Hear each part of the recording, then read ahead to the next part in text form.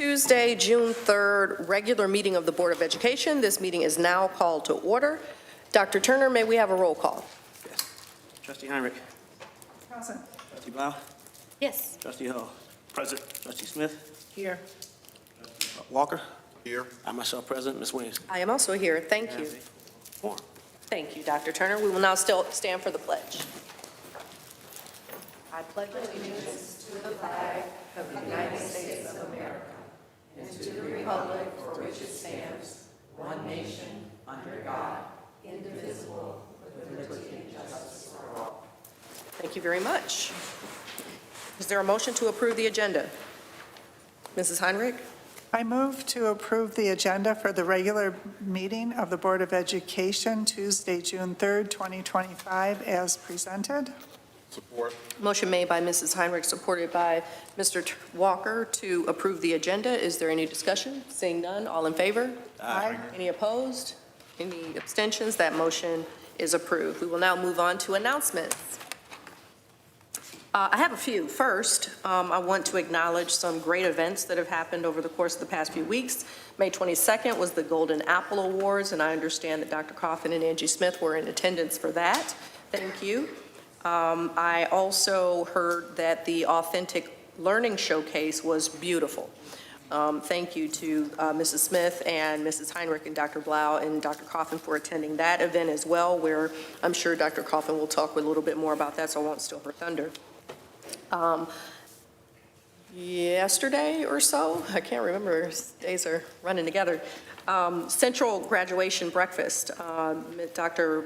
Blau, Mrs. Heinrich, Mrs. Smith, and myself were able to attend that beautiful event. I really appreciate that breakfast. It's an extra touch. Oh, and Mr. Walker attended, I'm sorry, Mr. Hull as well. Thank you for that, I'm sorry for that oversight. Beautiful event. It's really great to see the students and their parents at a really nice breakfast, specially meant for them. I missed some of the events, including the Authentic Learning Showcase, because I was at the Mackinac Policy Conference. The theme of the conference was Equation for Impact. It was really focused on policies around attracting, retaining, and developing talent, and talent being the catalyst in Michigan for creating impact and ensuring our competitiveness in the next decade. Education was a big topic of conversation. The governor highlighted literacy improvement as a top priority, since only 1 in 4 fourth graders are reading proficiently.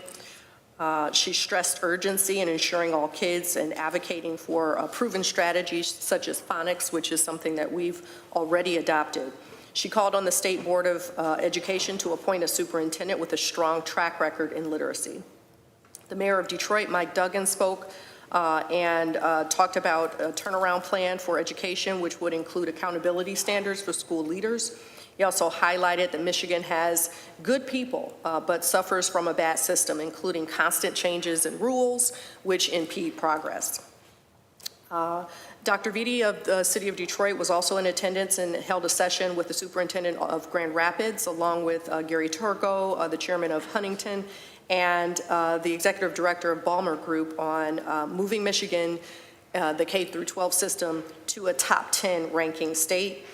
Several state senators were also, several state legislators were also in attendance and talked through some policies to demonstrate improvements like other states have, going from, bottom 40s into the top 10, top 15.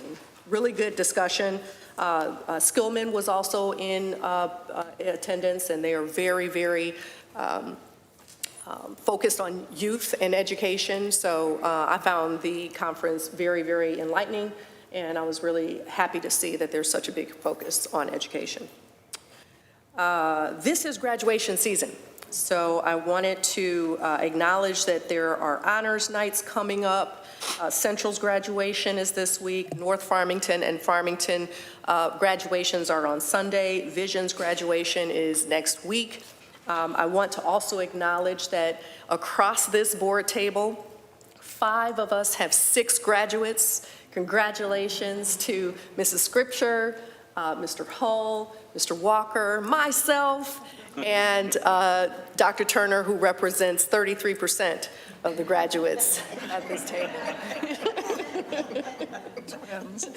We're all very happy. All right, yeah. Moving on, and you're done. Wow, yeah, you're done. Are the rest of you done? You're done? You're not done. I'm done. You're done, okay. So the rest of us are still here, yeah. Congratulations to you guys. I want to move on to the appointment process. So a couple of weeks ago, we closed the application process. As a reminder, there's a vacancy on the board. Dr. Turner offered to support us through June. Thank you very much. So we are looking to fill that seat, which goes through December of 2026. There were 16 people who applied to that position, which I announced at our last board meeting, but I did not announce the names because we had a couple of folks that we had to check eligibility for. And it turns out that 2 people were not eligible to serve on the Board of Education, and 1 person has since withdrawn their name. So there are now 13 people who have applied to the board vacancy. They are Sarah Herveri, Clark Doty, James Nolan Muntz, William Lubaway, Winter Wyrick Fahume, John Ferris, Kevin Hammer, Gwendolyn Brantley, Brittany Wright, Amber Richmond, Ronald Racento, Abid Turbin, and Hosea Williams Jr. I apologize if I butchered any names. All of folks who I just named have been scheduled for an interview. Interviews will take place on June 12th and will be televised. I think that ends my announcements. We will now move on to public comment. This is an opportunity for public comment. It is the first of 2 today. If anyone has public comment, please, pardon? Oh. Yep. You can take your card to the ceramic dish, and since it looks like we got a couple new people, let me just go over parameters for public comment. We will call your name, and we will ask you to come to the podium. You will have 3 minutes to provide your comments. There will be a countdown that you'll see on the television. If your comments are meant to we ask that you not refrain from naming anyone individually, any students especially, or teachers where anonymity would be more appropriate. And we'll start with Sarah Davies.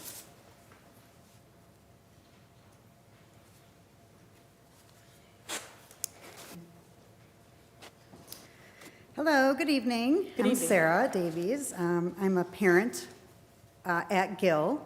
I'm also on the PTA board there. Turns out again for another year. So we're very involved in the community. This is a 3rd generation Farmington Public School grad, hopefully, if we stick with it for the remainder of the years here. I'm happy to see that as far as our lunchrooms go, we're not using styrofoam anymore. That is very exciting.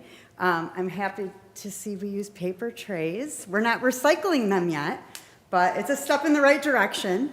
I wanted to talk a little bit about the lunches because it's a concern from my daughter. So hopefully, maybe moving forward, we can look at trying to get some healthier options for our elementary school students. They are growing very rapidly, maybe a little bit. They might require more food than we're providing them right now. We're finding a lot of very hungry kids at the end of the day. And I speak from experience because I have had 70 of them come to me after school twice a week for the musical rehearsal for the last 4 months, and they are starving. So just something to think about. I know that we have some budget things and we're looking at potential changes for our food, so that might be something we want to look at. Maybe, I hear that Steam has a really nice salad bar. I think I was there one day when it was being served, and it looked really nice. Maybe something like that. I realize that they offer middle school too, so they might offer different styles of food, but maybe we want to increase some of that kind of offering to our elementary students as well. That's all I really wanted to say. Thank you so much, and thanks for all that you do, and I hope you enjoy your summer when you get your break. Thanks. Thank you so much. We'll now move to Mr. Lubaway.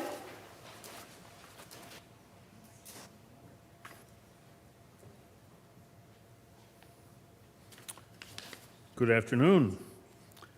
You already mentioned that at Mackinac, Mike Duggan managed to talk a little bit about his program, which was basically to buy the teachers and buy the MEA, and to require accountability, which they placed on, not surprisingly, principals and superintendents, who in the overall process are the people who report to the board, and I don't think he mentioned them.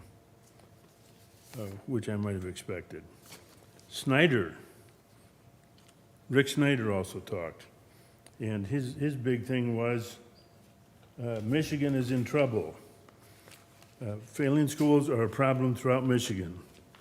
Then they read off here the statistics. The state ranks 44th among the states in overall school performance, 27th in per pupil funding, 44th for high school graduation rate, 37th in fourth grade math, 44th and so on. We're in trouble, and we haven't done a dang thing about it. And this board hasn't stepped up to lead the way for improvements. And then next I looked at the budget, and I saw, as usual, we have a $37 million cushion, which is, that's better in my pocket, in the taxpayer pockets, after all the inflation we had. And I see that you had a budgeted negative for this coming year. You got to get rid of that excess cash and get down to maybe a 10% cushion. 1, 2, 3, 4. In the budget, where's the balance sheet? I didn't see a balance sheet in there. And as I looked through the statements, I saw that the capital projects fund shows a decrease of $6.5 million. That doesn't make any sense in terms of debits and credits because you don't have a real balance sheet in there. And that $6.5 million, that's $10 million that was really paid out of existing bond funds. It's a debit and a credit on the balance sheet, and they go down to zero. And I'll challenge anybody to tell me that it doesn't work that way. During the budget discussion, I'd like to hear why the state categorical revenue is down $10 million.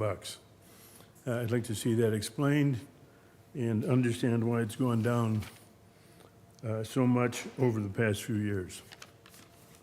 And finally, I quoted a bunch of metrics that Rick Snyder listed.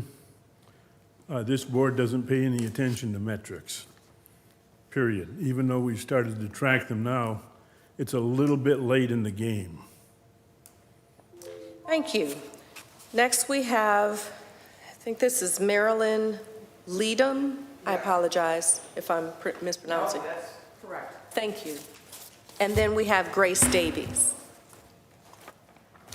I'm coming to you as a grandmother of a transgender student who is graduating from Farmington High School on Sunday. I was aware of the problems he was having at school, but not aware of the severity of the problem until the morning of the graduation breakfast on May the 23rd. My grandson picked me up to take me to physical therapy that morning, and I could see that he was visibly upset and ranted about how he had been bullied at the graduation breakfast by another student and his friends. This has been going on for at least 2 years. Now, I have to add in here, my grandson was committed for a month to a facility in Macomb County and attempted suicide once. He's gone to the school administration with this problem to no avail. He then went on to say that there was a picture in the school yearbook, and I have 2 copies of that picture, of this same student with a gun. How was this even approved? Where was the Facebook coordinator? Who allowed this to go on? The student has a right to his political ideologies, but they're also, which are also in the picture, but he has no right to bully any student. If I had my way, the student would not be allowed to walk on Sunday at the graduation.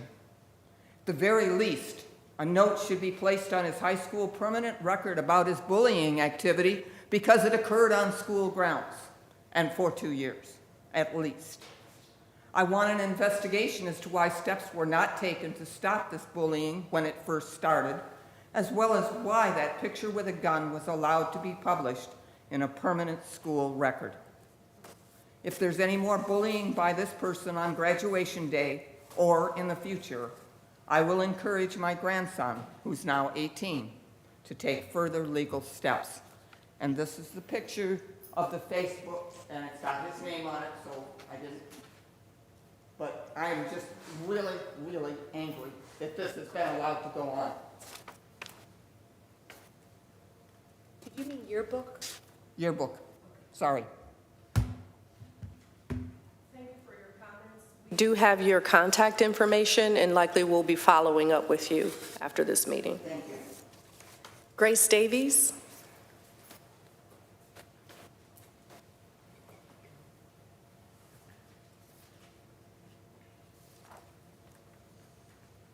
Hi, my name is Grace Davies, and I go to Gale Elementary in Miss Harris's class. Today, I wanted to bring up something that my whole school has been talking about for years. Our lunch is sickening. One reason I think this is because the chicken and meat we are provided with is soggy and juicy. And when I say juicy, it's not the good kind. Another reason is because the cheese Bosco sticks are traumatic, because last year, my fellow classmate choked and almost died. I had to watch in fear as his face slowly turned purple. And I do not think it said that your face is going to turn purple on the lunch menu. My last reason is that our portions of food are way too small.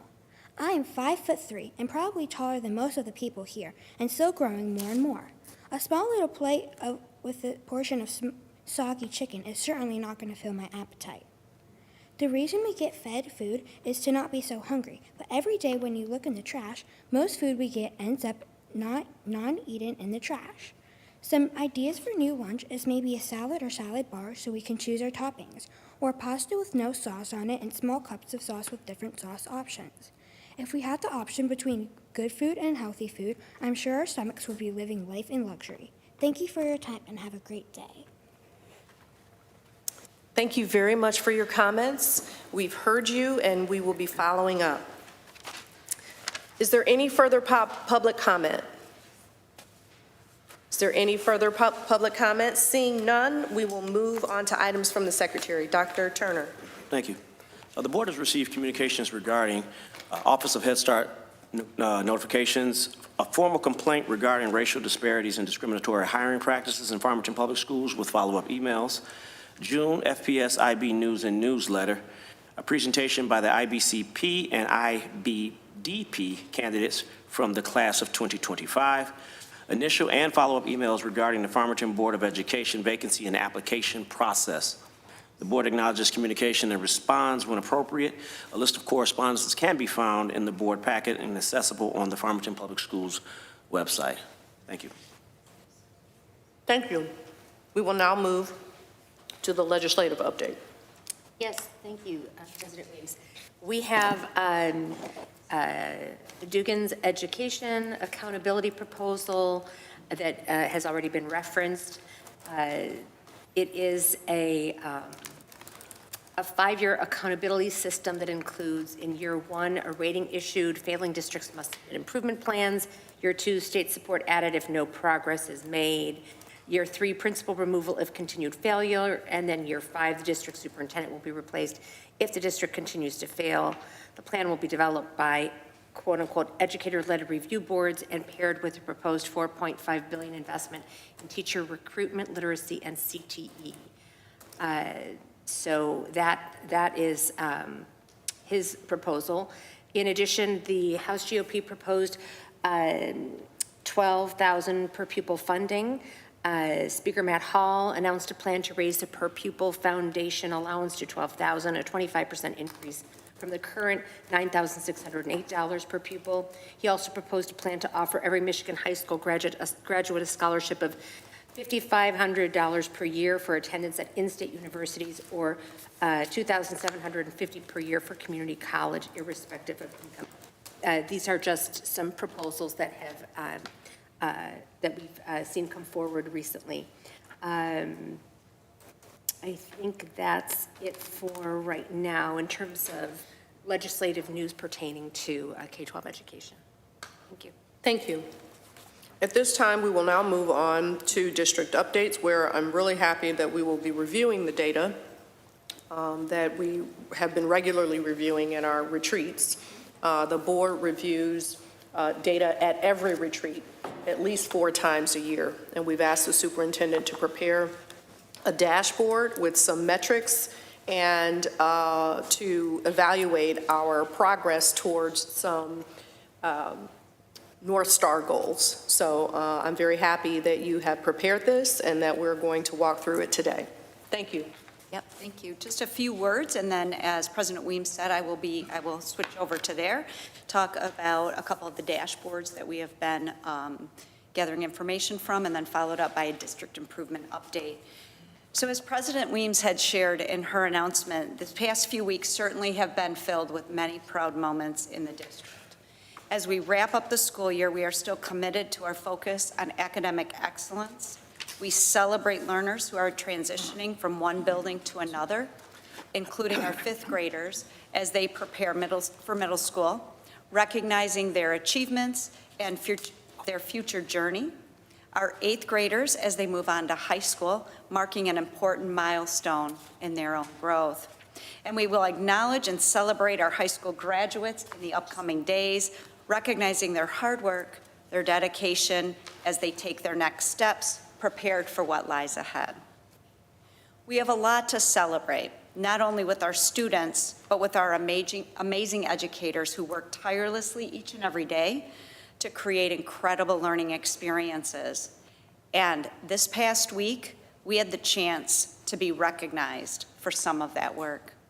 I wanted to take a moment to read an excerpt from a message shared by Lynn Semfgros from What Schools Could Be after a visit to East Middle School. No bells, no siloed subjects.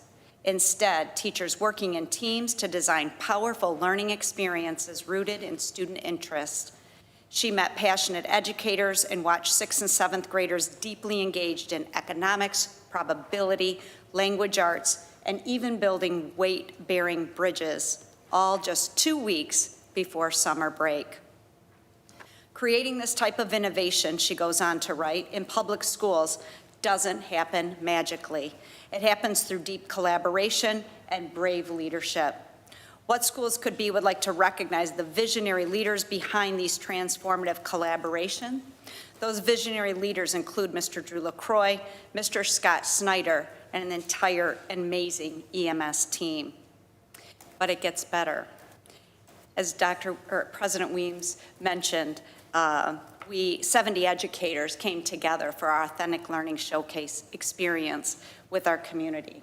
Again, to see families, friends, elected officials, and fellow educators come together to share in this experience was heartwarming. With the direction and support of Leah McConaughey and Paul Facto with Urban Learning, soon to be called Learning Works, the educational landscape at FPS is being transformed. Again, I want to share a few words from an educator who is working with Leah and Paul, just to capture the impact this work is having on our educators. An 8th grade ELA teacher shared, "Hi Leah, I just want to send a quick note to thank you for the work you've done with us through Urban Learning this year. Your ideas, your approach, and your presence as a facilitator has been genuinely inspiring. I've walked away from every session with not just strategies, but a clear sense of the kind of teacher I want to continue becoming. P.S. You've made me rethink what's possible in this profession in the best way and reignited my passion. If happy teachers were glitter, you'd be covered head to toe by now." That concludes my update. And now I'm going to move over there. Thank you. And continue on.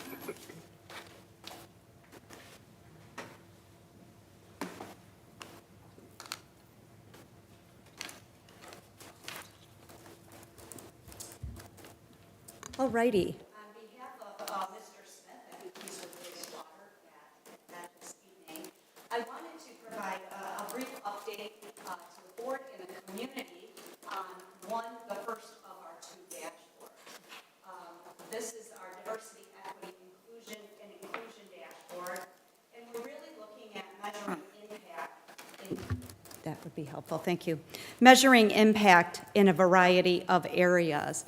That includes discipline, demographics, innovation and cultural responsiveness, perception and student voice, and community engagement. So here's the first portion of the dashboard, talking about the impact on discipline. I want you to know this data is as of the end of March. Mr. Smith plans to update it by the end of the school year with the most recent information. So we've been looking at harassment, this is between students, and the use of inappropriate language, and we separate it there by the number of incidents and then looking at those actions that are racially motivated. You can see in this data, in 2023-24, we had 44 incidences, and in the 2024-25 school year, we are at 15. So we have a 66% decrease in those types of behaviors and a 69% decrease in racially motivated harassment. We look at inappropriate language, we can see a 31% decrease year over year, with a 6% decrease in hurtful and harmful language that is racially motivated. Let's see. Next one is we monitor our demographic trends. This board is committed to ensuring that our students are in front of staff members that represent them. And so over the years, you can see we've been tracking the student ethnicity and then our staff ethnicity over the years. And as we look to compare with Oakland County, we're proud that while we're not where we want to be yet, we know that we are continuing in a positive trajectory to have a more diverse staffing model. The other pieces that we monitor in here are academic innovation and cultural responsiveness. So when we think about that, it comes to the professional development that our adults are getting throughout the school year. You can see that all high school staff have had specific training around our core focus of noticing and belonging. And our elementary staff have all had training on supportive language, and then on our new ELA curriculum for our elementary to ensure that it is culturally responsive. Professional development staff have also completed virtual PD on implicit bias and microaggressions, 390 and 277 staff respectively.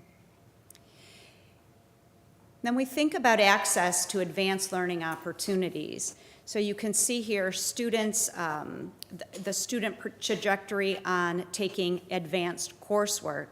And you can see as we've been working through this that the number of students that Black or African American continues to increase year over year, as well as the students that we have been very clear on helping them see this as an opportunity for them is also increasing. When we look at student perception and voice, I did have a conversation with Mr. Smith about this today. The new data is in, and out of all of these categories, 4 out of these 6 categories increased in a positive way. The other 2 categories stayed the same. So again, thinking about how our students feel and perceive their school experience. Are they respected? Can they share their opinions or thoughts? Are they connected?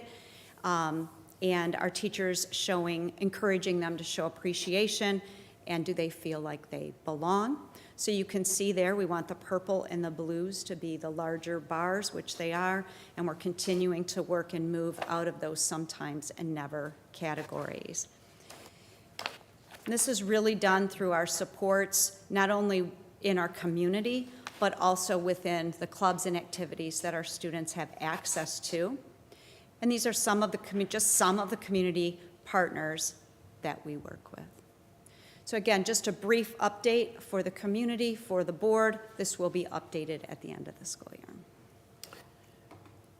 Thank you for that presentation, Dr. Coffin. I did have one question on the impact of discipline, and I know that we've seen this presentation before a few months ago, and the ask was to update the data through the end of the school year. I was a little concerned that we were seeing good news simply because we hadn't gone through the whole year yet, but you're confirming that this data is through This May?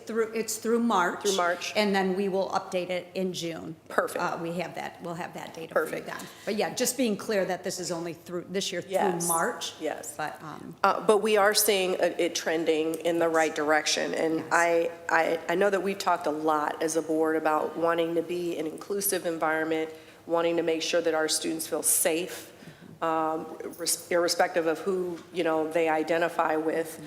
It's very hard to control student behaviors. What we know we can do is control our response to inappropriate behaviors, and it is our hope that as we continue to address and respond appropriately, that over time, we're going to create the culture where we feel comfortable and our students feel comfortable showing up and being themselves every day and being open to learning. So thank you for putting together this dashboard. Thank you for tracking these kinds of things, and I hope that we're continuing to help make sure that our students feel safe and comfortable and free from racially motivated incidents, harassment, and bullying. I think I speak for everybody when I say that. Thank you. all right, thank you.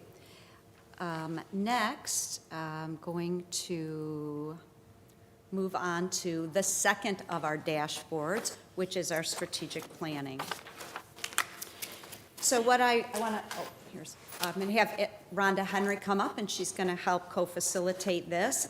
The Board of Education does have a copy. I printed out a copy of the dashboard that has been updated.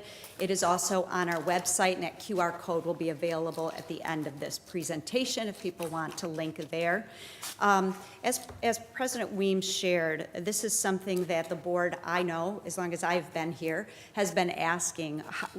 Are we measuring what matters? Do we know where we sit in these certain areas around academic achievement and social emotional, noticing the belonging, and do people feel like they're comfortable and they feel welcomed in our district? And so this strategic planning dashboard is our first attempt to be able to pull together information to be able to track. I'm going to share with you today some information. Some of our data has gone up and some of our data has gone down. And the important part is that we now know what it is, and we're looking for ways to address that as needed.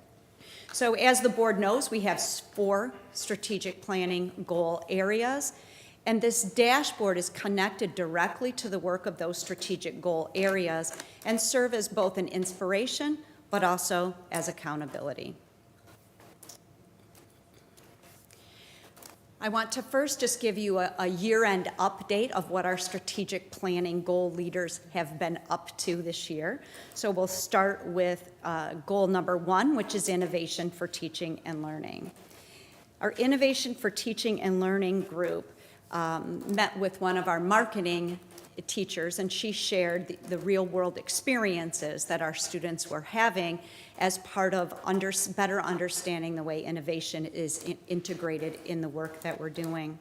They also conducted a stakeholder survey to really see what is it that the community was looking for to better understand about where Farmington is with innovation for teaching and learning. And they facilitated a moonshot session. So it's a dream big session. And what are those things you envision for the possibilities for Farmington Public Schools? When we think about the dashboard connected to this, I am highlighting just 3 of the many areas that you see on your dashboard. The first one is we had a 16% increase in third graders meeting or exceeding our foundational skill readiness in the fall. So this is being compared to from last fall to this fall. I'm going to skip the middle one for a second. I'm going to go to the next one. 9.1% increase in the percent of 3rd through 5th graders completing their Zello career development lessons. That's one thing we want to think about, being college and career ready, and it really starts at our elementary level. You can see in the middle, we have a 5% decrease in the percent of students that have enrolled in our CTE courses. Now, this is something that we are very committed to. We offer 11 CTE programs in-house at both of our comprehensive high schools. So when we saw this, we knew that we had to figure out what was happening. Why was this not an opportunity that's accessible to more? That's why students aren't signing up. We did work with Hanover Research. We sent out a survey to our parents who are currently in CTE programs.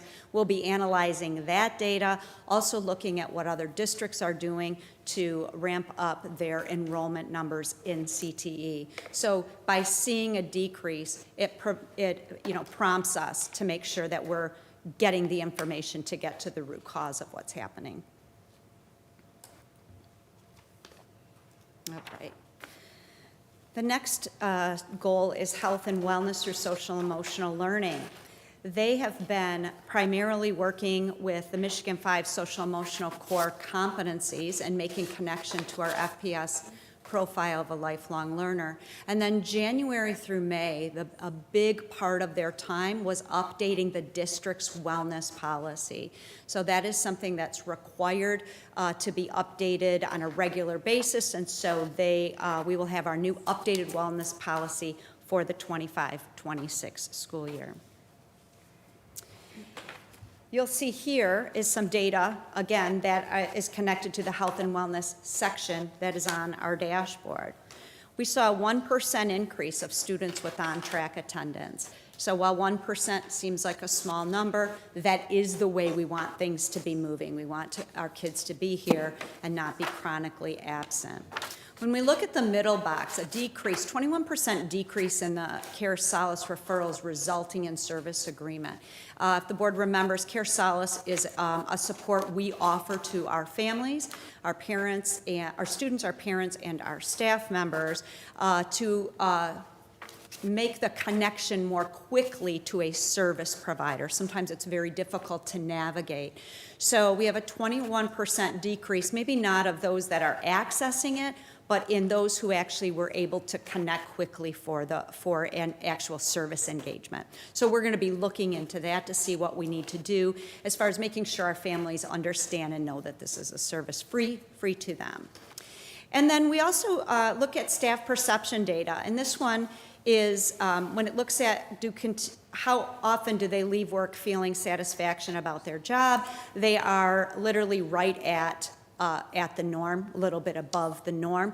This is from our resiliency survey that is nationally normed. So we're monitoring to see how much we are above or below the norms each year. This survey is given in full. It was given in full last school year. There was a pulse survey that included some of the same questions, so we'll be monitoring it through that process. Next, we have our Culture for Equity and Innovation. And this committee was very busy really thinking about what does creating a culture for equity and innovation look like, and created documents to help our community have a dialogue around this. They also conducted surveys with our community, with students and with staff. There were over 1,200 responders. We had great dialogue with our parents, our families. We had some students, we had teachers, to really talk about what is this telling us about our culture around making sure that everybody is able to access opportunities. And then the committee has shared themes and next steps with the district. Here are 3 other pieces that we are navigating, again, found on the dashboard under the Culture of Equity Innovation. We had a 3.58% of increase in our students with IEPs who spend time, 80% or more time in the general education classes. This is something we're very, very focused on to ensuring that our students who can spend the most time that they can in their general ed classrooms with their general ed peers. We saw a 7.9% decrease in the percent of staff who feel initiatives will stay over time. So as we talk about more of our staff getting engaged in some of the work of the district, there also comes this fear of, I hope it doesn't go away as we go in and make these commitments. And then we saw a 3.3% increase in our students taking and completing advanced coursework from last year to this year. And then finally, our last goal area is the collaborative professional learning that supports equity and innovation. And this group took a lot of time talking about what does professional learning, what can professional learning look like across the district for all of our different groups. And really had a great conversation with Leah at one of their meetings about change from the inside out, which supports the initiatives that we are working on. And then they had an opportunity to view some videos and learn from other districts on what collaborative professional learning could look like. And here we have our last set of data points that I wanted to share again from the last part of the document that you have. So 219, that is an increase in the number of teachers participating in our authentic learning professional development. 51.1% share that they believe professional learning here is collaborative, open-ended, and teacher-driven. That's a very significant number, and it is an increase from where we were last year. And at the 90.5% desire to have opportunities that are collaborative in our problem solving. So that has stayed pretty consistent with what that is. So a very high number of our teachers are requesting that. I want to now transition, and I'm going to have Rhonda Henry talk more now about the school design blueprint, because I think it all fits in as we talk about the strategic initiatives of the district and where we are with that. The board had asked some questions the last time this was presented, so I wanted to share a little bit of information on where we are, what we've been doing, what our next steps are. So I'm going to turn it over to Rhonda. Good evening.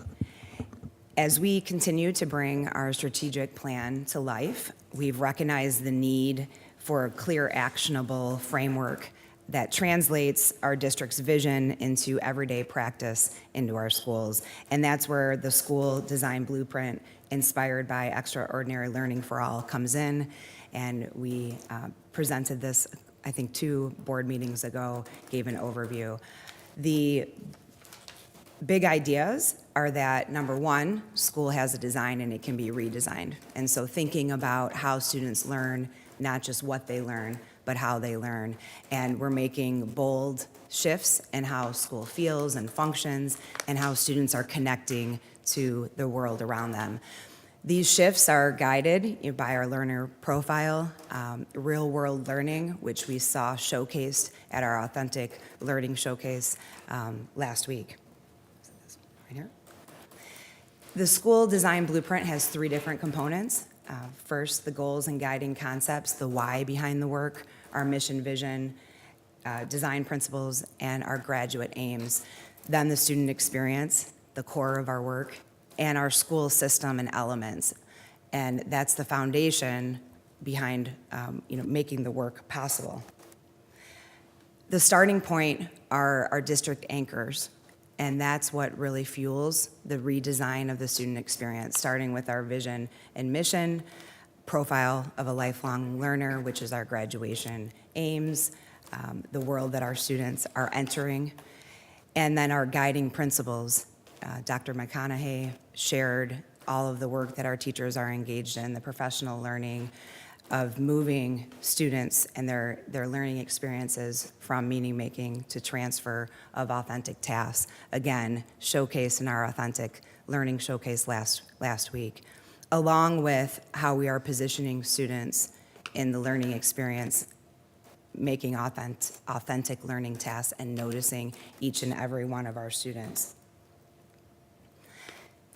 So we're preparing for this shift and developing system elements that will impact the student's experience. And here are some of those system elements and examples. I've already mentioned the community, well, this was the focus showcase earlier in May, which showcased our family and community partnerships, our scheduling and use of time that is highlighted in our middle school teaming, some examples of our high school cohorts, professional collaboration time, shifting our staffing models, and moving away from traditional staffing and traditional education models to teachers collaborating around a group of students, shared roster.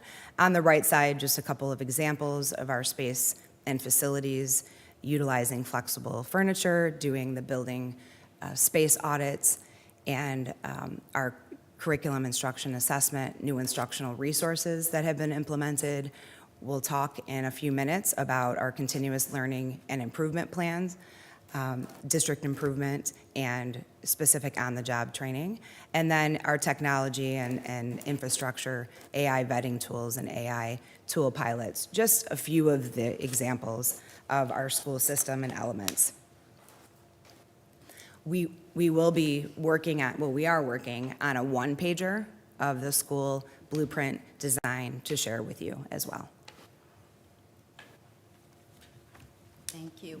And so here's the QR code if anybody in the community wants to link right directly to our website. That information and that data has been updated.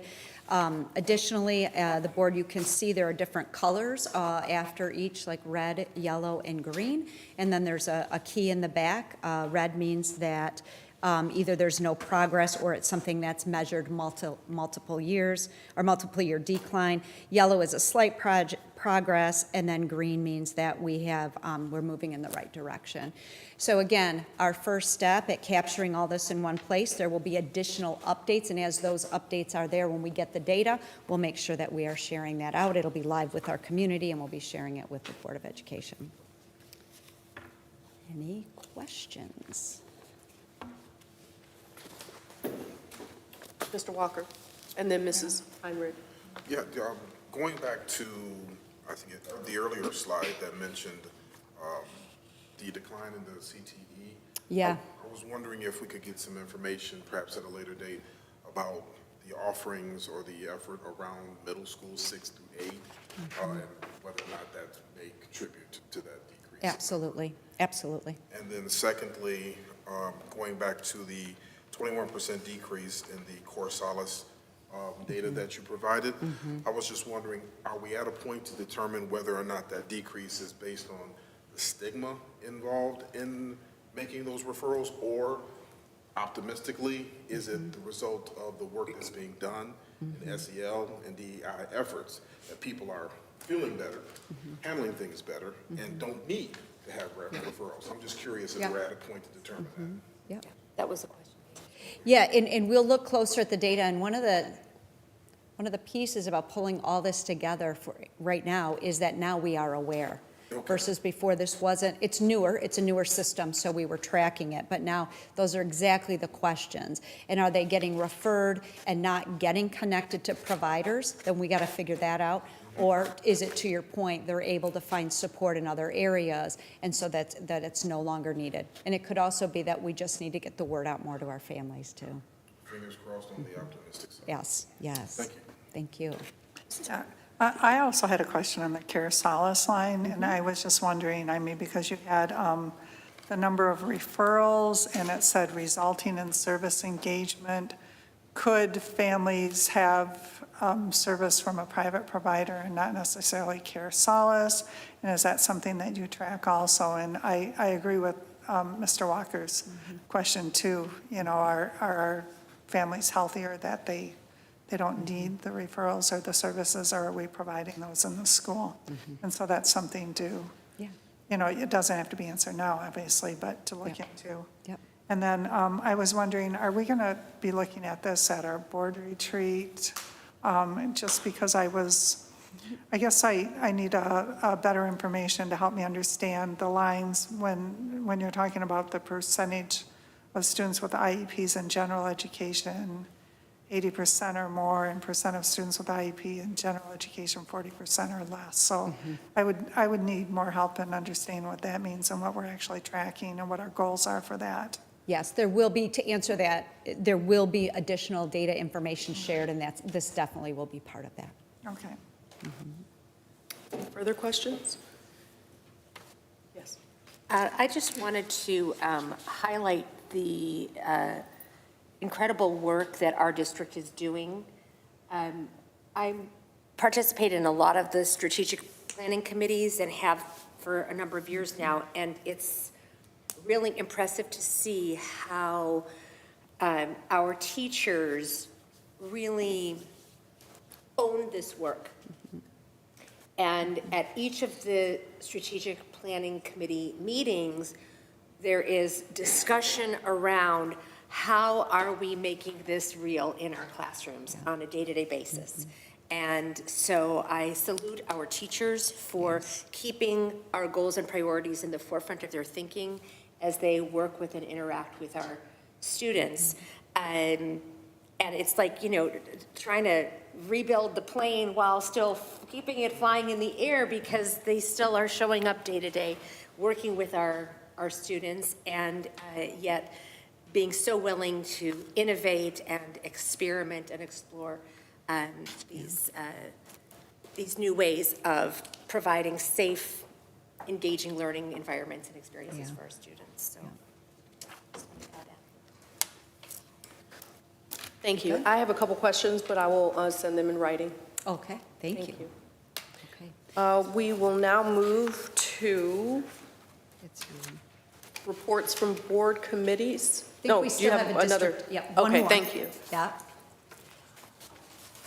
Yeah, this one, yeah. Oh, the district So improvement. this is plan. district improvement. With our strategic plan providing long-term vision and our school design blueprint, which I just discussed, guiding how that vision comes to fruition within our schools, the district improvement plan is our intentional action plan for learner outcomes. And each year, we use our MyKIP district improvement plan. So MyKIP stands for Michigan Integrated Continuous Improvement Process, to guide and monitor the work that we're doing. And on this slide, you can see that there are two sections, and there's links to documents in each one of those. On the left is our district improvement goal, which is specific achievement targets that we've set, particularly in literacy and mathematics, using both state and NWA assessments. And it specifies strategies that move us forward. And on the other side is our district improvement plan that also has strategies, but more specifically around our district anchors: profile of a lifelong learner, our instructional focus, and the learning framework. Mrs. Hendrickson will provide some key highlights through this presentation of our district improvement plan.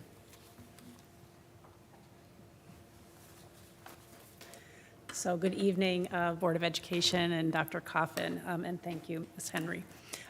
So the intention for this presentation is a little different than what you've seen from us before. We really want to highlight our improvement plan in action and show how we're starting to impact the student experience today, with an intent that the work we do today will help us into the future, and how our improvement plan really shows a way in which we are investing in teacher expertise, and it's through that capacity building and increase in efficacy that we are able to invest in student learning, improve student learning outcomes. And so the purpose of tonight is really about showing some of the strategy areas we've been engaged in and some data connected to our investment in the work. What you will see coming soon at our Board of Ed retreat, and again in the fall, as we do broader presentations to you as well as the community, we'll be looking at our literacy and mathematics data. We have just closed our spring testing windows for literacy and math in terms of our internal measures, local data, as well as NWEA, so we need time to process that, and we'll bring that forward to you in the Board of Ed. And again, alongside that, in our state assessment, we come and bring that back to the board once embargoes are lifted, everything, to kind of give you an idea of where we are in our growth and achievement in those metrics. So as you know, one of our guiding principles is creating instructional equity through some teacher practices that are aligned to what we call positioning, which we could summarize as student engagement. Teacher practices around bringing authenticity to the classroom, which we can summarize as real-world connections, and bringing instructional practices that align with noticing, which is really about connecting to each and every learner. We have, as Dr. Coffin shared earlier, increased significantly in number of our students in intensive authentic learning professional development with New Tech Network and Urban Learning, soon to be Learning Works.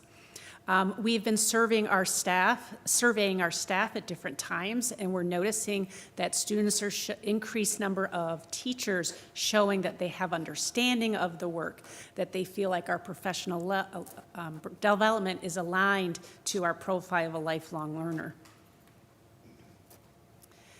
It is good for us to think about the teacher practices from positioning authenticity and noticing about how we're creating opportunities for kids to engage in authentic learning and be noticed.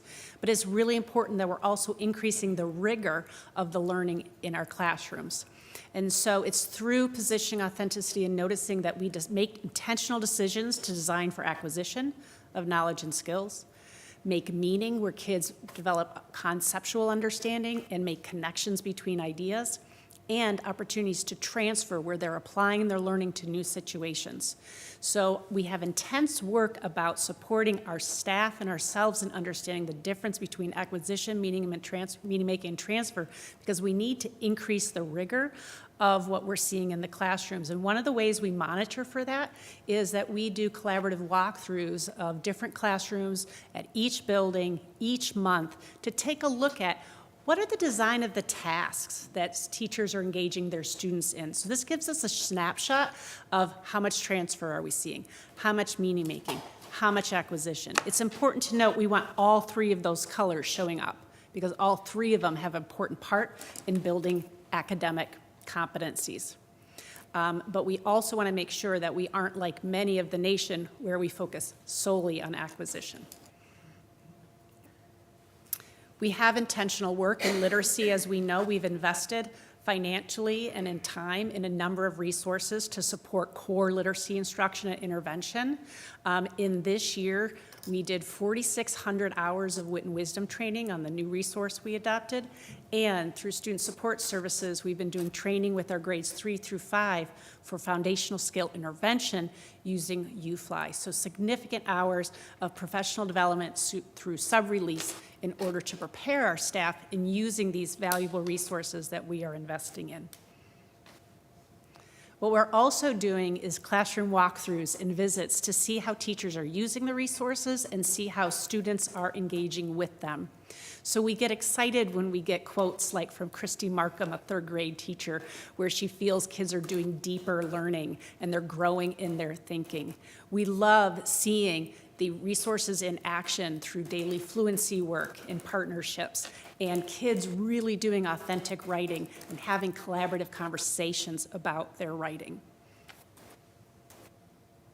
We know that in addition to literacy, secondary is a really important area of focus. So K-12, we're really focusing on specific best practice around math instruction at elementary, middle school, and high school. Oh, I'm sorry. I went ahead a slide in my head.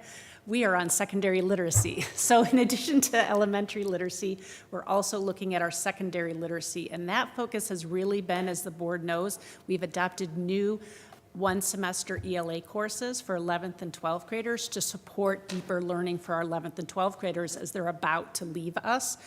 And so we're excited at 690 hours of professional collaboration amongst teachers to design these courses, and then investing an additional $15,000 in the different books that are being used in these courses that have joined our existing classroom libraries.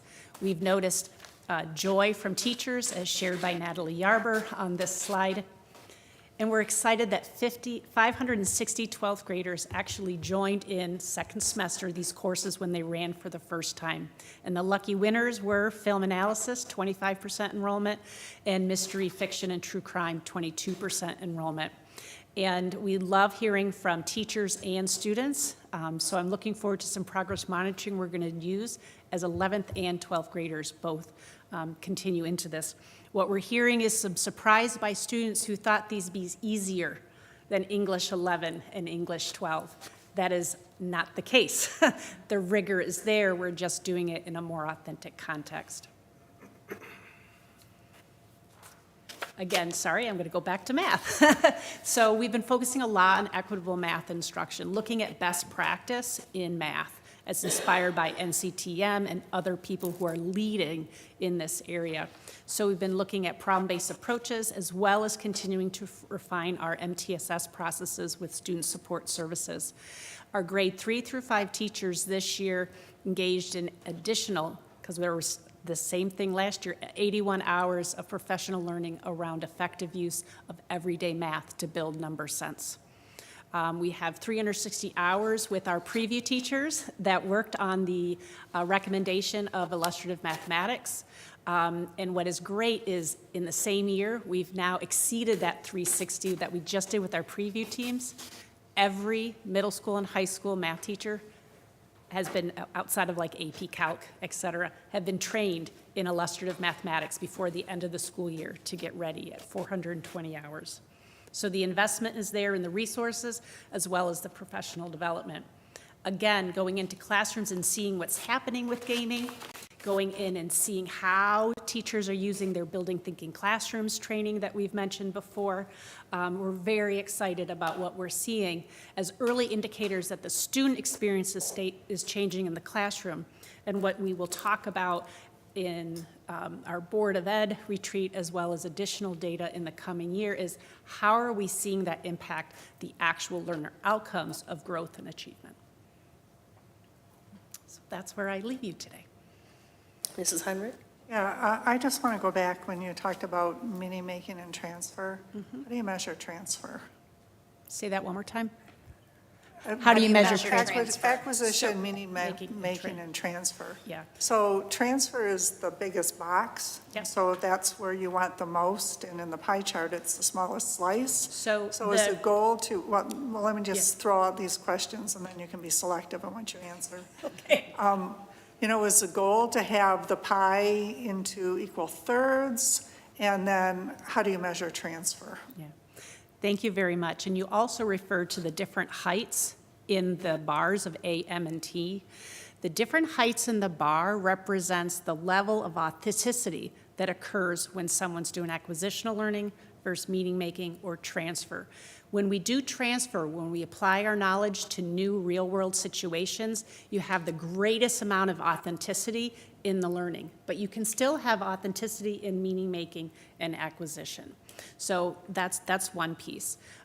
There's multiple assessment types and forms that you can give to assess acquisition, meaning making, or transfer. One example of assessing transfer is by having kids engaged in authentic projects where they're doing real-world experiences like we saw at the Authentic Learning Showcase. That is often assessed through use of rubrics or scales instead of a multiple choice test. You can use some assessments, paper pencil assessments that have multi-step problems where you can assess a little bit of little t transfer, maybe a smaller version of transfer, but it's this movement to authentic learning through project-based learning that is going to allow our kids to have more opportunity for big T transfer. When we think about the pie piece, this is a common question we ask, so I'm glad that you asked it. It really depends. I would like to see transfer at least get to 25 to 30% of that pie piece.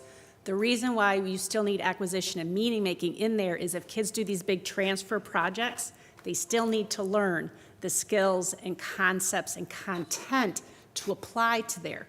So really depending on the unit of study, how much time you spend in each or how many lessons are connected to each will vary. And so, but we definitely need it much bigger than that. And just to follow up, I mean, because I had the opportunity to go over to STEAM and look at their 8th grade capstone projects. Yes, So is the capstone project an example of transfer? that would be an example of transfer, Okay. yes, yes. Yeah. All right, and so you measure it by not a test, by what they show Yeah, and what which- they've learned and which how means we how sh- they, yeah, I get it now. How we Thank you. so we need to shift our assessment practices in order to accommodate all of these.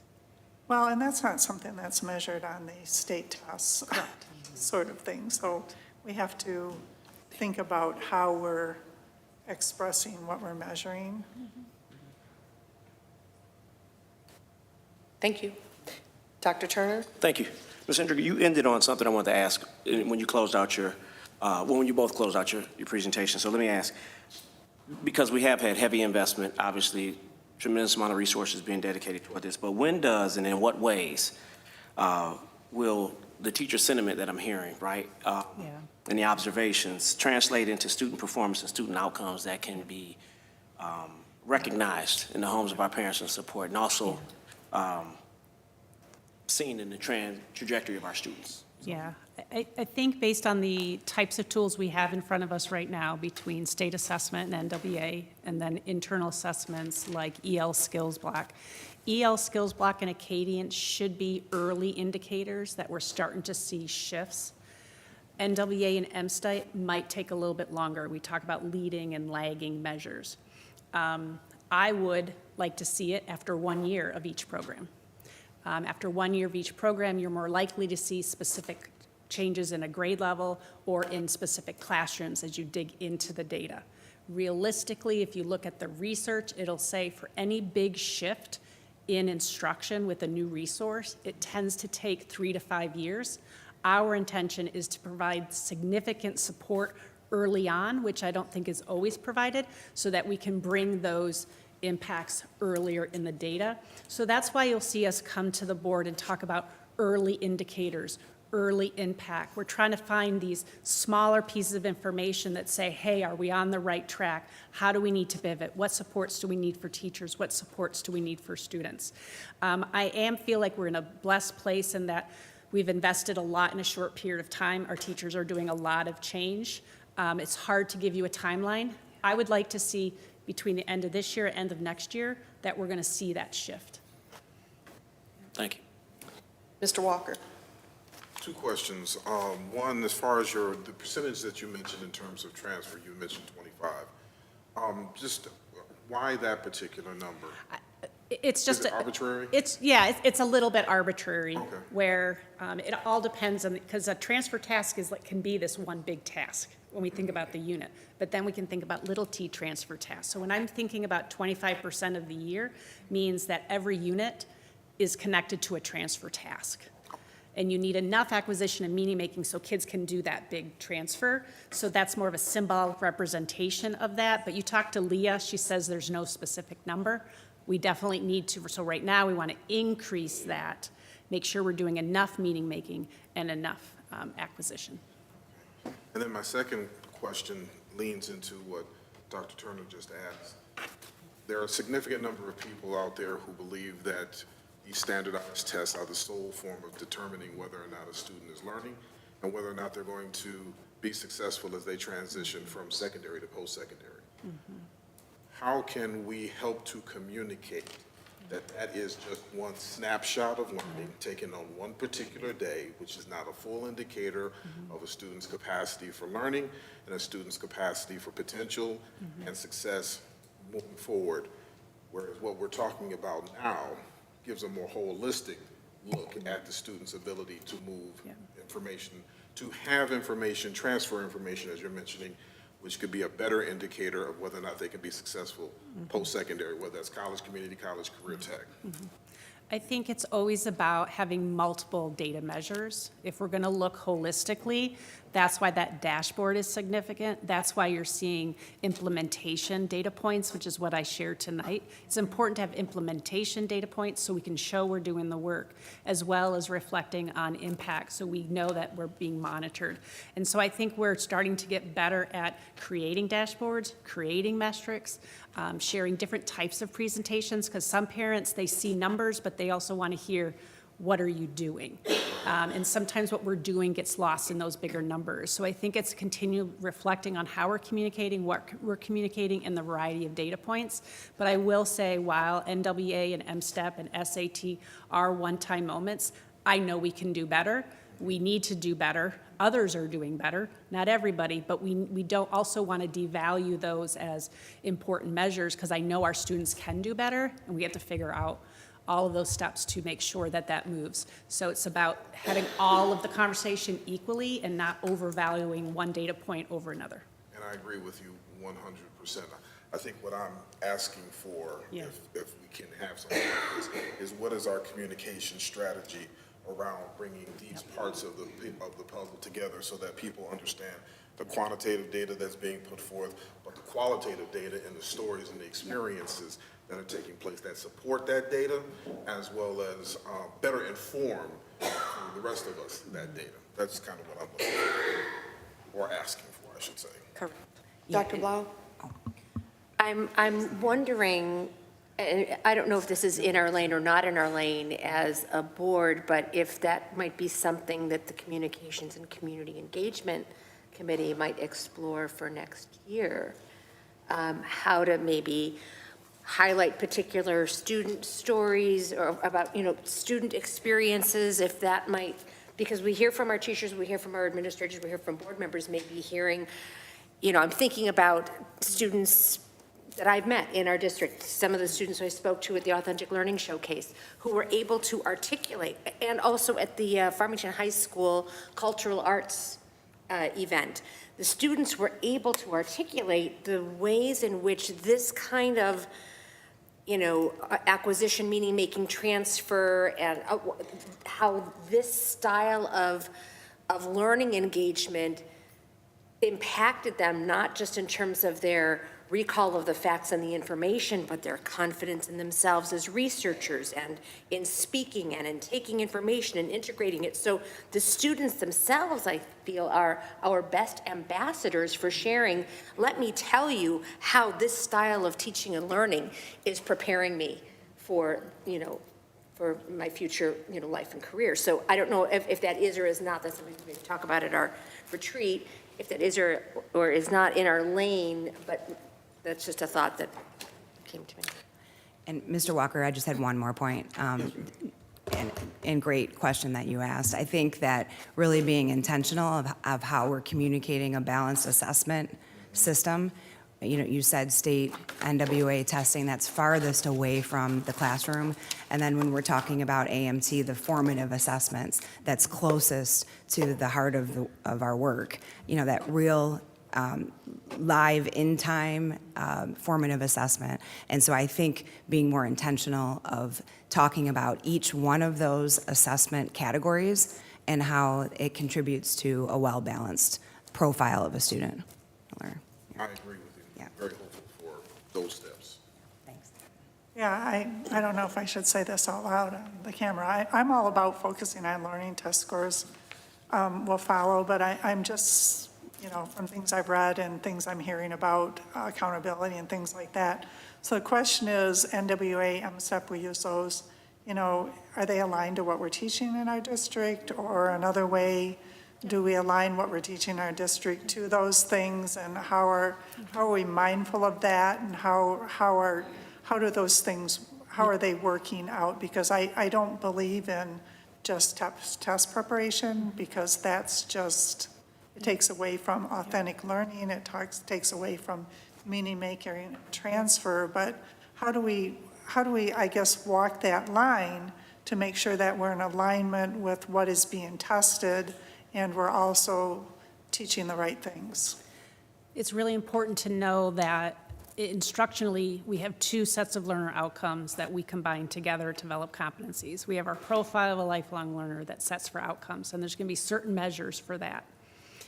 In order to engage in the competencies of profile, kids need to have strong academic knowledge, skills, and conceptual understanding. So every time we design an authentic learning experience, we start from the standards and we backwards design from there. How are we companioning different standards together in order to provide that transfer opportunity? So if our teachers are providing quality acquisition and meaning making around our standards that they apply in that transfer experience, we should be able to have kids do the projects that we're seeing them do and assess them there.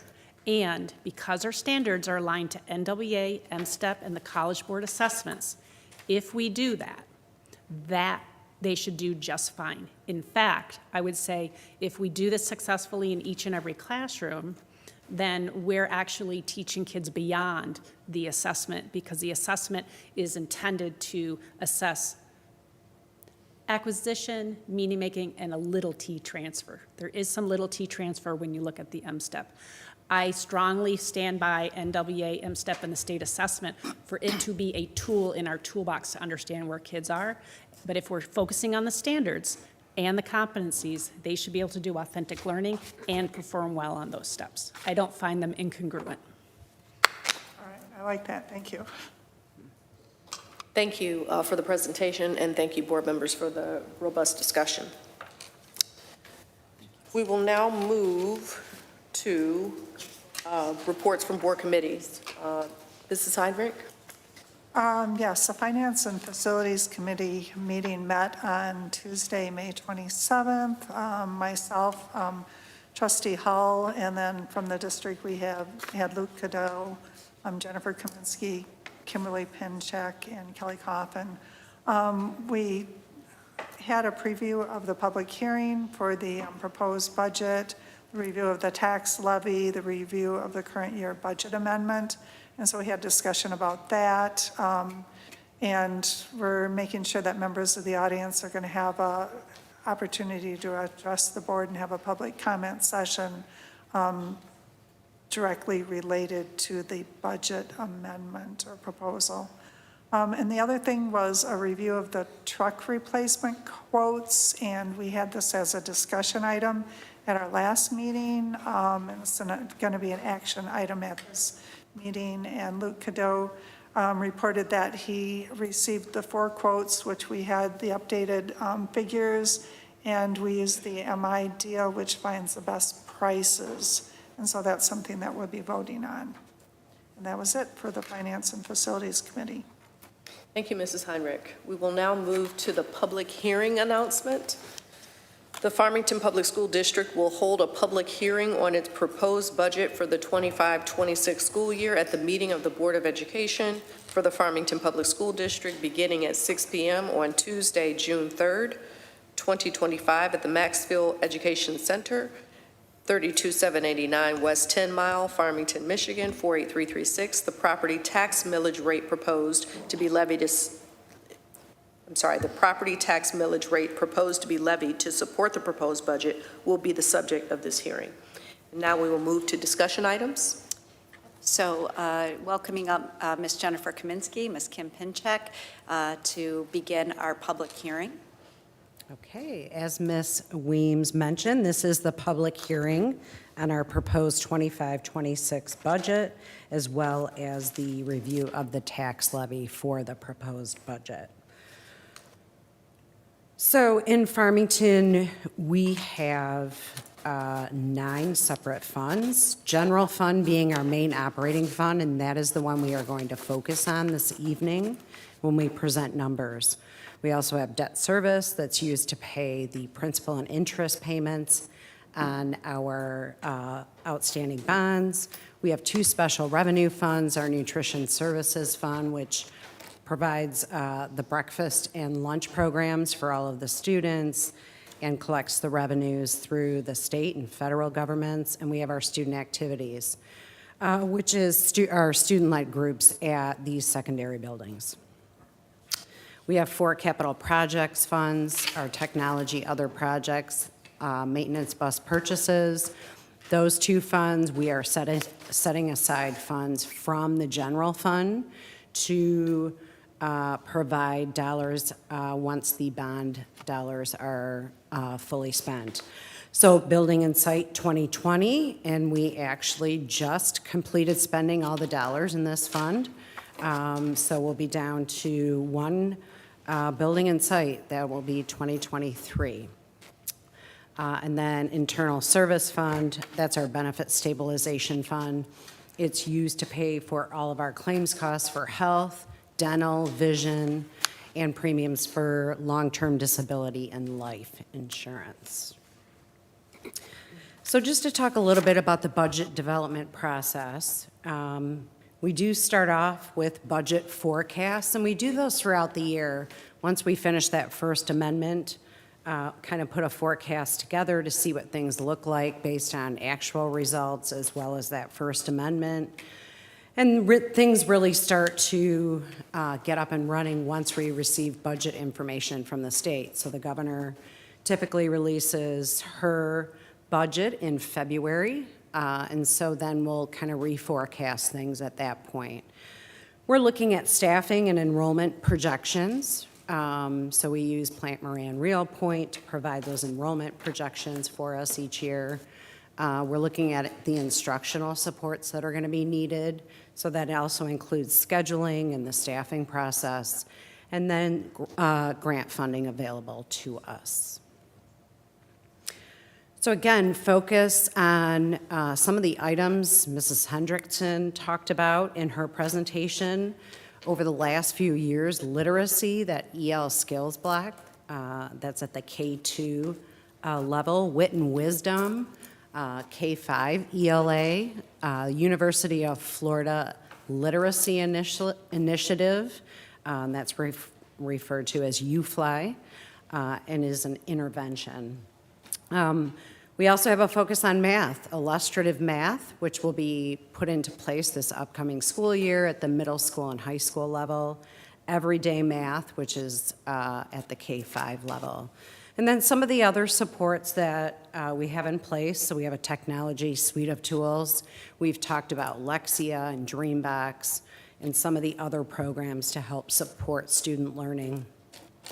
Professional development for our teaching staff, and then also instructional coaching for our teaching staff. So we have continued strategic partnerships for innovation, New Tech Network, which is at the middle school level. Urban Learning is at the K-12 level, so throughout the district. Michigan Education Workforce Initiative, or MUI. So that's something newer, and actually 3 of our buildings did receive grant funds for this upcoming year, Forest, Longacre, and Farmington High School. So they'll be working on those grants in a different way of, I believe, some team teaching at those buildings. Arizona State University has also partnered with MUI on that, and then Future of Learning Council. You can find all of our budget information, present as well as past information, if you click on the transparency reporting button that is on our website when you go to the main page. So just to talk about the base foundation allowance and those changes throughout the last 15 or so years. You can see we're to the point now, some of those large decreases have rolled off of this page. And then we've gotten some fairly large increases the last 3 out of 4 years. In 24-25, there was a proposal for a foundation allowance increase. However, you can see there was 0 foundation allowance increase given. We are projecting again this year, though, about $200 per pupil, so a 1.7% increase. Each of the Senate, the House, and the governor have proposed around $400 per pupil. So looking at our cumulative rate of inflation versus our per pupil increases. So the top line is that cumulative rate of inflation in red. The bottom line is what we've received for foundation allowance increases. So the difference between those two lines is over $7,100, which is about $62 million based on our current population. And so what that means is if they had been funding us at the rate of inflation, we would have $62 million more at this point. So, things got a little wacky here, but so our revenue overall, this is for 25-26, total revenue of $176,197,000, expenditures at $180,856,000. So our expenditures do exceed our revenues in the upcoming year by $4.6 million. It still results in a fund balance projection of about 20.3%. So still a very good fund balance level. On the revenue side, you can see the blue piece of the pie is what we receive from state aid, 57%. Property taxes are at 27%, with all other funding coming in at 16%. So another way of looking at things is that main funding source in our budget is our foundation allowance. So as I mentioned, we're projecting a $200 per pupil increase. So we'll be at $11,684. We'll collect $1,876. That's the yellow piece of the pie. $3,581 from non-homestead. That's our 18 mills. With the remaining 6227 coming from the state. So looking, sorry, some of my formatting got really messed up when I converted, apparently. So looking at expenditures by object, and let me just go to my slide real quick because I can reference them a little bit better here. So salaries are at 50% with employee benefits at 33%. So you can see those two pieces, the blue and the green, for a total of about 83%. And that's typically what we see in schools, anywhere from 80 to 85% for those two items. We are a people organization. We're here to provide a service. Purchase services in the red is at 11%. Supplies and other would be the 5%. And then transfers, capital outlay, and payments to other districts are smaller amounts, so they come in at less than 1% each. So looking at expenditures by function, you can see the different pieces of the pie. So elementary instruction is the blue piece at 19%, middle school instruction at 10%, that's the green piece, high school 11%, other instruction 18%. That's for purple? Well, no, it's in white, so it's missing from here because of how I converted. Oh. So it is correct, it should be correct in the board packet. I think this was just maybe a conversion to PDF. And pupil and staff services at about 18% as well. Support services, 23%. That would be, anything transportation, maintenance and operations, business, those type of items. So as we typically say each year and talk about, there are still a lot of budget unknowns. We don't know what the foundation allowance is. There's been a lot of talk about, well, maybe we should just make the foundation allowance $12,000 for every district and eliminate all the categoricals. Well, we don't really know how that impacts us. So there's still a lot of work to be done on the budget. We have been told probably not to expect anything by July 1st. So we'll, start our fiscal year without knowing what our budget actually is. Again, student enrollment, we don't really know that until the fall, so we use our projections to set the budget. state categorical funds. As I mentioned, there is talk about eliminating some of them. There were some significant reductions in categorical funds from this year. So when the state tried to reduce that MIPSERS rate, they had given us about $4.7 million of revenue to essentially reduce the rate. So that $4.7 million is going away. There were also one-time funds, $1.9 million, that are going away. They were earmarked as one-time funds. $1.5 million of categorical funds to reimburse employees for that 3% healthcare deduction that we're taking. So very, very significant reductions in those categorical funds. And one of those did have, a corresponding reduction on the expense side. Federal funds, again, we're still waiting to hear. I think the biggest one that's at risk right now is Medicaid. But I have heard that IDEA, which is special education, Title I, and Head Start are not on the chopping block. Those are safe grants. So that's a good thing for us. Health insurance costs, we continue to monitor those. We have up and down months, so we'll, continuously review those. Actual staffing in place, once we start the year, that's where we know how many staff we need to budget for exactly. And then obviously considering other economic impacts. So we've had the tariff discussions, increased costs, that's been paused. So we'll continue to monitor all those items that could affect our expenditure side as well as the revenue side and bring those as an amendment in the fall. So now I'm going to turn it over to Kim Pinchak. She's going to review the tax levy information as part of this hearing. Thank you, Jennifer. Good evening. We'll start off our tax levy conversation with our homestead properties, which you can see on this slide. This represents the tax levies for our residential property owners.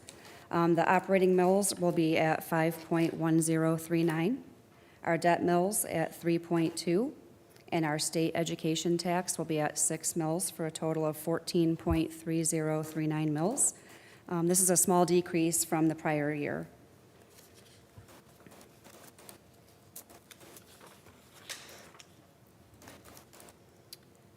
Next, we'll look at our non-homestead property. This is our commercial and business properties in the area. We have our operating mills at 18 mills, our debt mills at 3.2, and our state education tax at 6, for a total of 27.2 mills. Our commercial personal property, these are the tangible assets that are used in business, such as furniture and machinery and equipment. Operating mills will be 11.1039, debt mills at 3.2, and again, that state education tax at the 6 mills, for the total of 20.3039 mills. And then last, we have our industrial personal property, operating mills at 5.1039, debt mills at 3.2, and then this property does not pay the state education tax, so we have it zeroed out there for a total of 8.3039 mills. Now we will pause for our public comment for the 25-26 budget hearing. Is there any public comment? Is there any public comment on the budget? Hearing no public comment, we will return to our board meeting.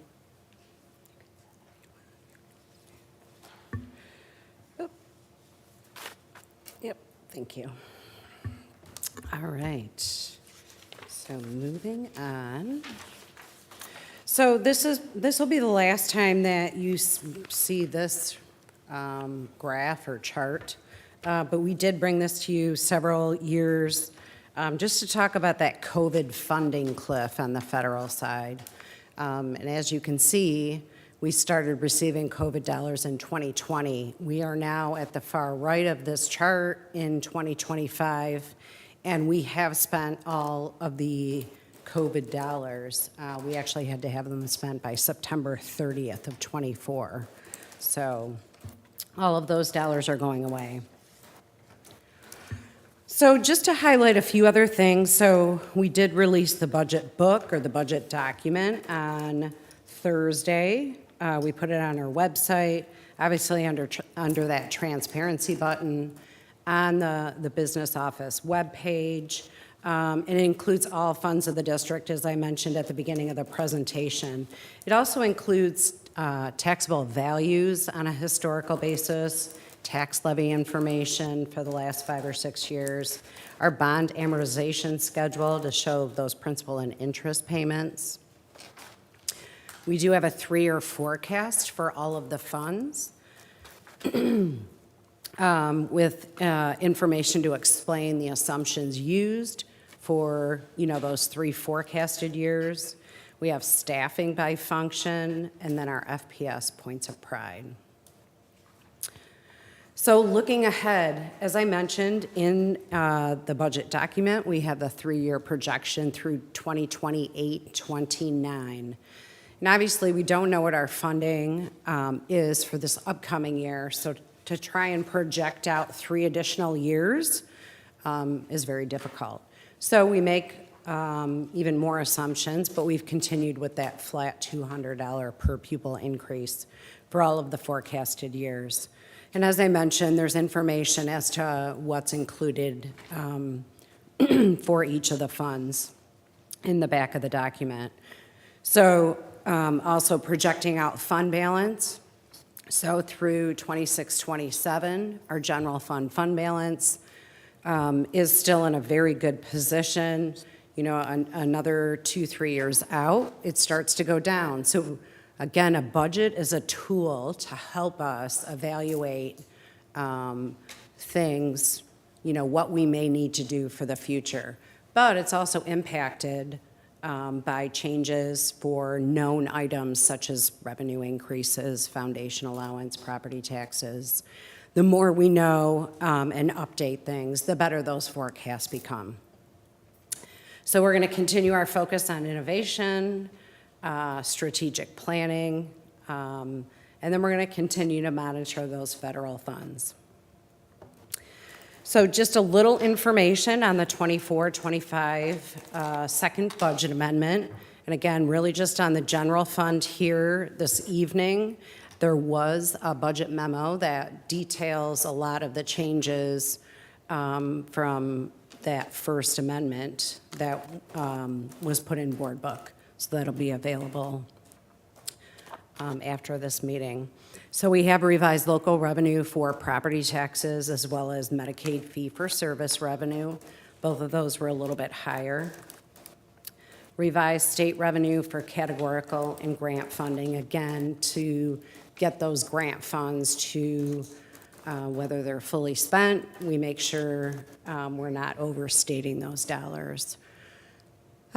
We've adjusted our federal grants. We did have to increase our sub-cost allocation. We decreased capital outlay for work that actually is going to take place next year. So it wasn't going to occur by June 30th. And then any other known adjustments were made in this second budget revision.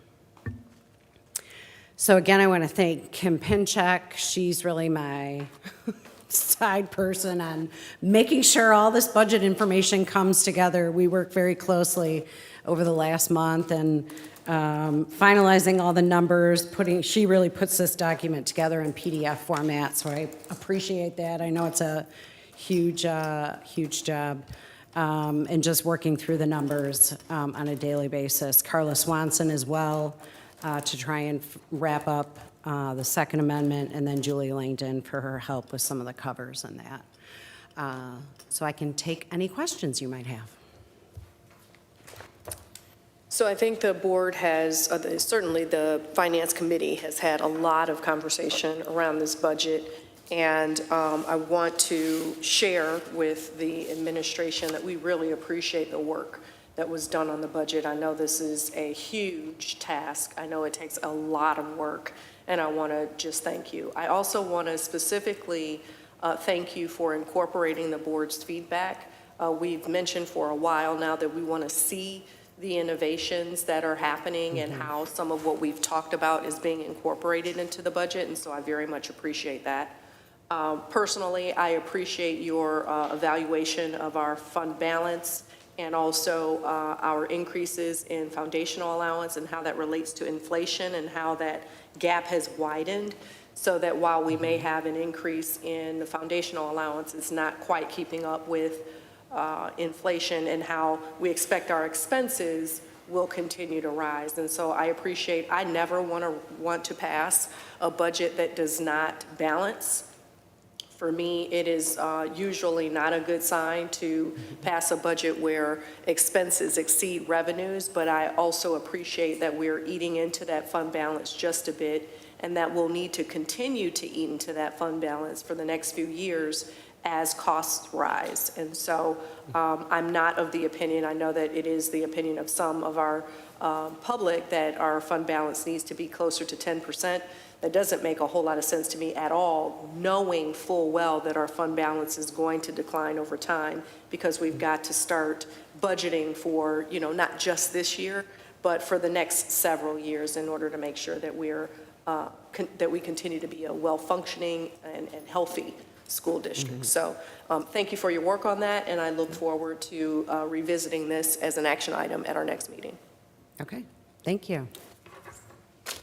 We will now move to The next, it's the tax levy. with the 25-26 board. Oh, that's right. So we have in the board packet our 25-26 board meeting schedule. Hopefully, you guys have taken a look at it. If not, we can take a look at it again during our board retreat. This is one of several items that we review as part of our organizational meeting for the June 17th meeting.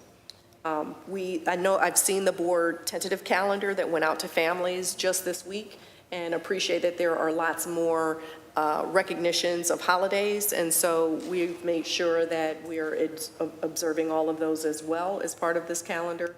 And thank you to Mrs. Scripture for putting this together. Next is the technology purchase review. Yep, so I'd like to welcome Mr. Wes Prescott to the podium to share information with the board on a handful of recommended technology purchases. Good evening. Not quite a handful, just 4, but we'll get through them. So good evening. Thank you for having me. As we continue to implement our vision for technology use and how it supports student instruction and engagement, I've got a couple items that we determined as a need moving forward. So I'm not sure what order they are in your board packet, but the first one that I have is our Chromebooks for our guest teachers and our paraprofessionals. So in the past, we've had provided Chromebooks for paraprofessionals on an as-needed basis. As we've continued to implement more digital resources, we found the need to provide one for every paraprofessional to be able to support students on an as-needed basis. So this purchase would focus on that aspect.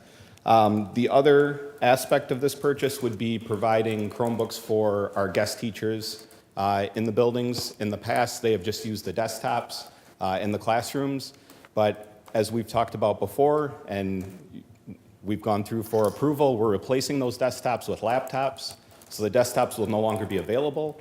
So we need to have something for our guest teachers to be able to use when they're in the building to provide instruction. Are there any questions on that one? No questions? And these are all supported and budgeted for in our bond budget. The second one would be iPads for our art program. So currently, at the secondary level, our art instruction primarily utilizes in the digital arts MacBooks. The iPad purchase would provide 5 iPads for each elementary art classroom and a classroom set for each middle school art classroom. This would be kind of to build that foundation as they move through the program so that when they get to the high school, they're comfortable with that platform and are able to kind of move seamlessly into that. Are there any questions on that one? No questions? Fantastic. The next two are kind of together. The first one, they both deal with the TV10 studio and providing some equipment upgrades. I don't remember which year it was, but about 7 or 8 years ago, we completely redid the TV10 studio, and there's a few pieces of equipment in there that have reached the end of life and need to be replaced.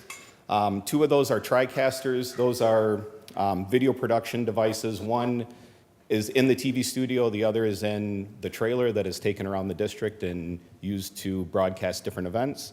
Those are industry standard pieces of equipment.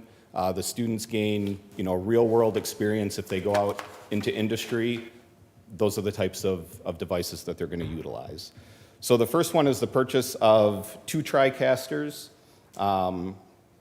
And the second one is going to be the purchase of 2 soundboards and the installation of all the equipment. So Sound Planning is a company that we've worked with when we redid the auditoriums and our large area AV spaces at our elementary and middle schools. We're very comfortable with them. They know the equipment, they know the setup. So they would be installing and setting up the TriCasters that we're purchasing, as well as a couple soundboards that are in need of replacement. Are there any questions on those 2? I don't have a question on that one, but I do have a comment. And I shared this with some board members related to TV10. While I was at the Mackinac Policy Conference, I had to do an interview, and I met with someone who called out. I didn't meet with her initially, but she called out, "Mrs. Weems," and I turned around, and Emily, who is a former TV10 student, was working as a behind-the-scenes, producer, if you will, for the Mackinac Policy Conference. And she turned around and she greeted me, and it was wonderful. And she said, "I was part of TV10, and I recorded your board meetings, and I did that for years, and now I'm so happy to be working in my field." And another person who was working heard her say TV10, turned around, and Dane said, "I was in TV10 too." It was phenomenal. This is another one of these sort of CTE moments where you invest in young people and they find a passion and it changed their life. So I was just reminded when you said TV10, and I wanted to share that not only with my board members but with the public, because I want people to know how great this program is and how well it does for students and how they are moving on and going into this field. So thank you for that. You're welcome. And it's exciting to see all of the upgrades and the things that we've done in those 2 spaces and the opportunity it provides for kids, because those are the rewarding moments. It was great. Yep. Yeah. Yes. With respect to the vendor that is installing the equipment, I'm assuming that through the bond, we went through and did a competitive bid to find these individuals? Yep. Okay, and they meet Yes. our standards and our requirements, and I know you said we've utilized them before. Yes. Okay, thank you. No further questions? All right, thank you. All right, thank you. All right, we will now move to our second round of public comment. Is there any further public comment? I see one. Thank you, Mr. Francis. You have 3 minutes. All right. Good evening, board members and Dr. Coffin. I want to start off by saying tonight is my final board meeting as a Farmington Public School student. I will be graduating on Sunday of next week, so long as they allow me to. Did you turn in all of your equipment? I hope I did. I hope. But yes, tonight is my final night as a Farmington Public School student, and I've had kind of a lot of mental debating on what to say tonight. But I did want to start off by saying thank you for the opportunity to join in participating verbally with these meetings. Obviously, it is a great privilege to be able to make my opinions known in this community. So Having this outlet has been really helpful and I think also beneficial towards my goals with the robotics team. And then that's the other thing I wanted to tackle tonight is because it is my final night as a student here, I have a lot of almost a sort of mental responsibility to somehow pass the torch and make sure that my initiative towards getting a STEM space for our robotics team doesn't end when I step out of this room tonight. And I am concerned, not because I don't think that this board wants that change to happen, but because I'm worried that the timing is just not moving fast enough. I've heard that one of the goals was to have an addition to FHS by the end of 2027, which is a year and a half away. And I'm concerned because there isn't a formal write-up on the budgeting or the actual plan to add that addition, and we haven't broken ground on it. So when I'm in here and when I'm not in here, I want this board to continue actively pushing for a concrete proposal that can be delivered and hopefully put into place where it is being completed by that 2027 deadline. Because I have been in this district since the inception of Hackbots, and I will be leaving before we get an addition. I don't think that's fair to anyone else. I think everyone should see the future of what STEM is in this community, and that should come sooner rather than later. Thank you. Thank you. Is there any further public comment? Seeing no further public comment, we will move to action items. The first item is relative to a nutrition pizza bid. Is there a motion? Mr. Walker? I move that the Board of Education award the 2025-2026 commercial pizza contract to Little Caesars at 91 cents per slice whole grain option, and Jets Pizza at $1.02 per slice white crust only as presented. Support. There's a motion made by Mr. Walker, supported by Mrs. Smith, to award the 25-26 commercial pizza contract to Little Caesars at 91 cents per slice and Jets Pizza at $1.02 per slice as presented. Any discussion? Seeing none, can we have a roll call vote, please? Trustee Smith? Yes. Dr. Blau? Yes. Ms. Heinrich? Yes. Mr. Hull? Yes. Trustee Walker? Yes. Myself, yes. Ms. Williams? Yes. Thank you. Thank you so much. The next item is relative to hillside serving lines. This item was also presented at our last board meeting. Is there a motion? Mrs. Heinrich? I move that the Board of Education approve the purchase of a new serving line for Hillside Elementary School from Stafford Smith Incorporated through the Oakland Schools Consortium bid at a total cost of $75,630 to be funded by the Nutrition Services Fund. Support. Motion made by Mrs. Heinrich, supported by Dr. Turner, to purchase new serving lines for Hillside Elementary School in the amount of $75,630. Is there any discussion? Seeing none, can we have a roll call vote, please? Mr. Walker? Yes. Mr. Hull? Yes. Ms. Heinrich? Yes. Ms. Smith? Yes. Dr. Blau? Yes. I myself, yes. Ms. Williams? Yes. Motion passed. Thank you, Dr. Turner. Is there a motion for the music uniforms? Mr. Walker?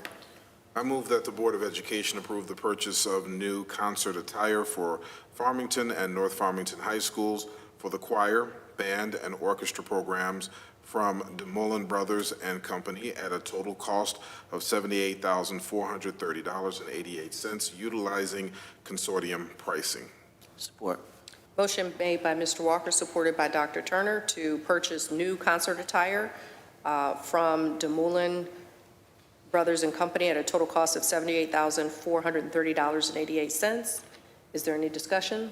Seeing none, may we have a roll call vote, please? Ms. Heinrich? Yes. Mr. Hull? Yes. Ms. Smith? Yes. Dr. Blau? Yes. Mr. Walker? Yes. I myself, yes. Ms. Williams? Yes. Motion passes. Thank you. And finally, do we have a motion for the planned truck replacement? Mrs. Heinrich? I move that the Board of Education approve the purchase of, number one, a 2026 Ford F-250 service body truck for $69,704. Number two, a 2026 Ford F-250 canopy truck so we were purchasing, let me go back, we were purchasing one Ford F-20 service body truck for $69,704. We're purchasing two 2026 Ford F-250 canopy trucks at $67,602 each. Again, that was $67,602 each. And for one 2026 Ford F-550 dump truck for $100,982, as outlined in the quotes dated April 10th, 2025. The total amount for all four trucks will be $305,890. Using MI deal pricing, funding for this purchase will come from the district's general fund. Support. Motion made by Mrs. Heinrich, supported by Mr. Walker, for the purchase of four trucks totaling $305,890. Is there any discussion? Seeing none, may we have a roll call vote? Dr. Blau? Yes. Ms. Smith? Yes. Ms. Heinrich? Yes. Mr. Hall? Yes. Mr. Walker? Yes. Myself, yes. Ms. Williams? Yes. Motion passes. Thank you, Dr. Turner. Is there a motion to approve the consent agenda? Mrs. Heinrich? I move to present the consent agenda. A, approval of minutes. Number one, May 15th, 2025, Policy Board Governance Committee meeting amended. Number two, May 20th, 2025, regular meeting. And number three, May 27th, 2025, Finance Facilities Committee meeting. Support. Motion made by Mrs. Heinrich, supported by Mr. Walker, to approve the consent agenda. Is there any discussion? Seeing none, all in favor? Aye. Any opposed? Any abstentions? That motion passes. Are there any reports from board representatives? Seeing none, this meeting is adjourned.